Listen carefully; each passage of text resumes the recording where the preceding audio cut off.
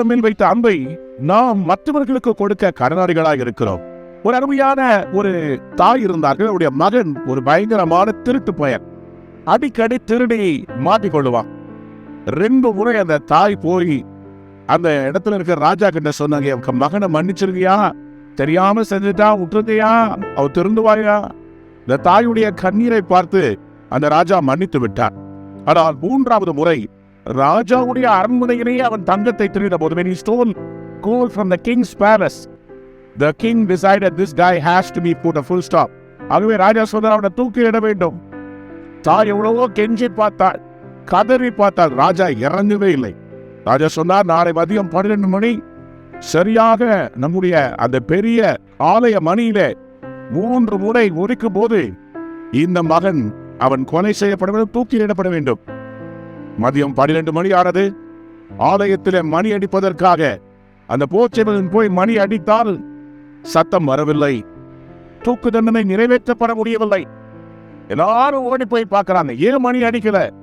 பார்த்தா அந்த மணிக்கூண்டுக்குள்ள இருந்த அந்த நாக்குல அந்த அருமையான தாய் போய் அந்த நாக்கு கட்டி பிடித்துக் கொண்டு அவள் உட்கார்ந்து கொண்டிருந்தாள். இந்த போர்ச்சேவன் இழுத்து அடிக்க அடிக்க அந்த தாயுடைய தலை அந்த பெரிய மணிகூண்டிலே அங்குவெங்குமாய் அடித்து சிதைந்து அவள் மரித்து போய் காணப்பட்டாள். ராஜா அந்த மனுஷனை பார்த்து சொன்னார், டேய், இப்படி ஒரு மோசமானவனா இருக்கிறியே, உன் தாய் உனக்காக ஜீவனை கொடுத்தாளே.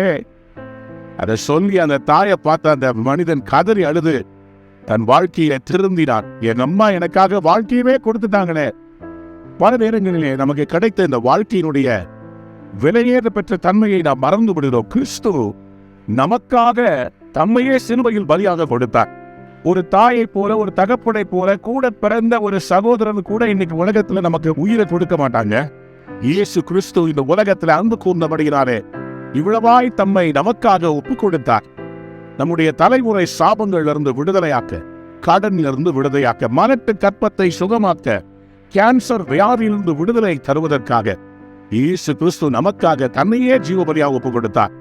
எபேசியர் 5ஆம் அதிகாரம் 2ஆம் வசனம், Ephesians 5:2 says, walk in the way of love just as Christ loved us and gave himself up for us as a fragrant offering and sacrifice to God. அன்பில் நடந்து கொள்ளுங்கள். ஏன்?